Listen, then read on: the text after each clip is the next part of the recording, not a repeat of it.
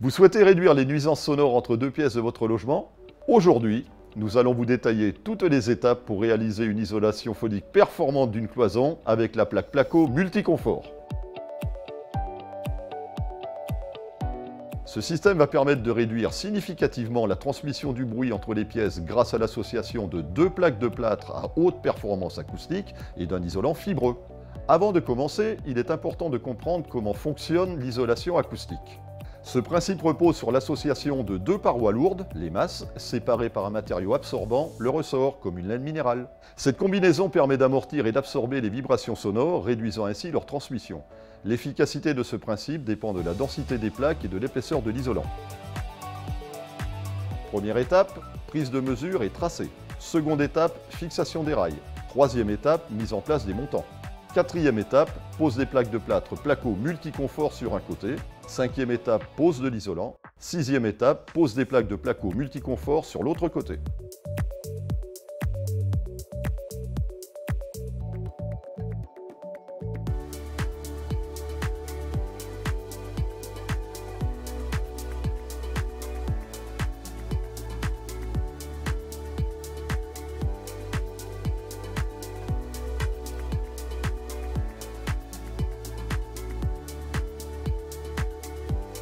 Dans notre cas de figure, la hauteur est supérieure à 2,50 m.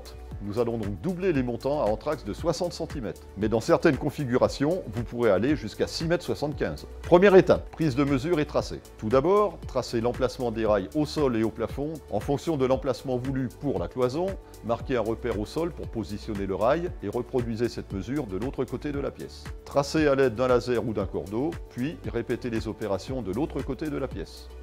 Si vous êtes seul, pour faciliter le traçage au plafond, vous pouvez fixer une vis sur le repère, puis tendre le cordeau à tracer jusqu'au repère en vis-à-vis.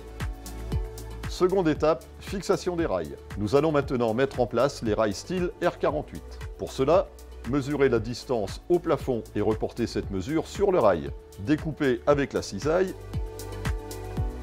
et alignez le bord du rail sur le tracé.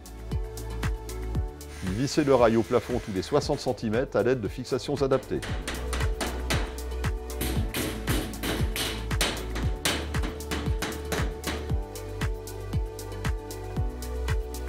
Si vous avez prévu d'installer une porte, repérez son emplacement.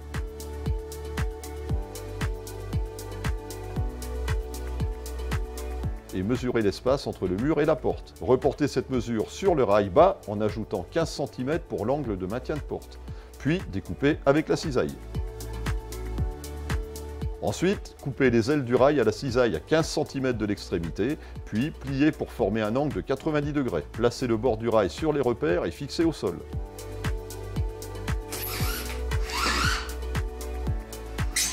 Reproduisez cette opération de l'autre côté de la porte.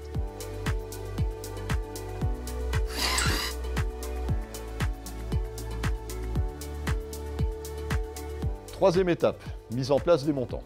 Tout d'abord, mesurez la hauteur du sol au plafond et reportez cette mesure sur le montant style M48 en retirant 1 cm. Découpez avec la cisaille. Nous allons positionner les deux montants situés aux extrémités de la cloison en les fixant au mur tous les 60 cm. Veillez à laisser un espace d'1 cm entre le montant et le plafond. Positionnez ensuite les autres montants de la cloison tous les 60 cm.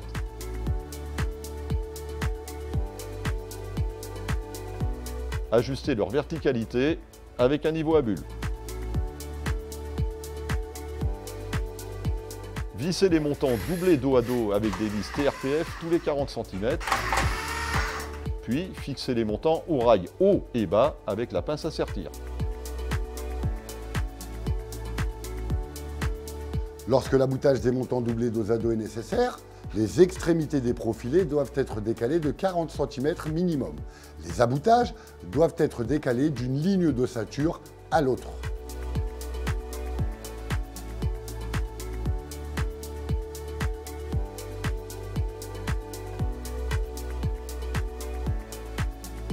Insérez le bloc-porte entre les montants et emboîtez-les des deux côtés.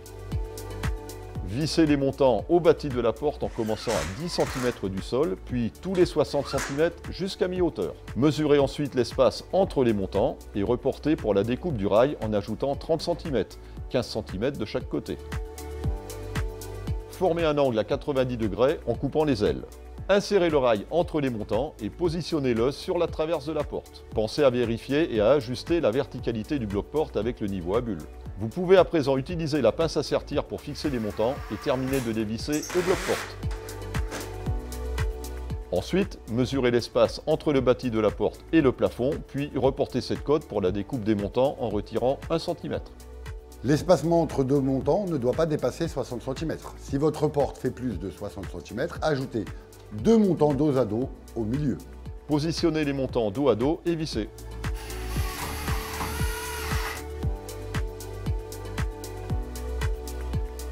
Quatrième étape, pose des plaques de plâtre placo multiconfort sur un côté. Cette plaque de plâtre multifonction répond à de nombreux besoins puisqu'elle réunit en un seul produit 4 bénéfices. Haute dureté, pour des murs solides qui résistent aux chocs du quotidien, résistance à l'humidité 6 fois plus élevée qu'une plaque BA13 standard, performance acoustique.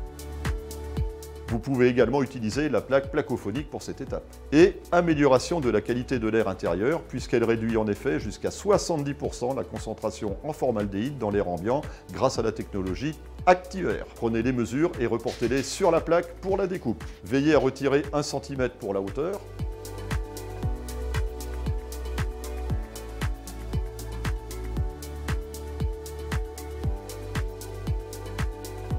Utilisez un cale-plaque pour respecter un espace de 1 cm entre la plaque et le sol.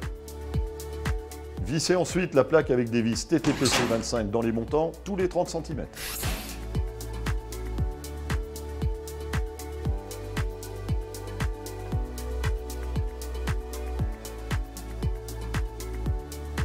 Cinquième étape, pose de l'isolant. Ici, nous utiliserons la laine de verre Parphonique d'Isover. Vous pouvez également utiliser de la fibre de bois Isonat Flex ou l'isolant en textile recyclé Isocoton. Mesurez la hauteur de la cloison et reportez cette mesure pour la découpe de l'isolant. Insérez l'isolant entre les montants et répétez ces étapes jusqu'à recouvrir toute la cloison.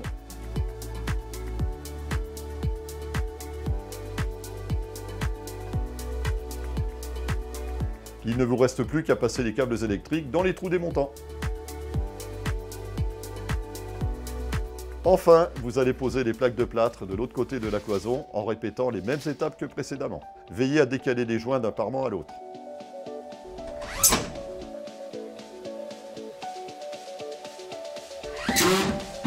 Pour parfaire l'isolation acoustique, posez un joint acrylique en pied de cloison.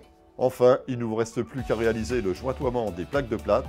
Retrouvez toutes les étapes détaillées dans notre vidéo spéciale jointoiement. Toutes les étapes sont terminées. Vous savez maintenant comment créer une cloison phonique.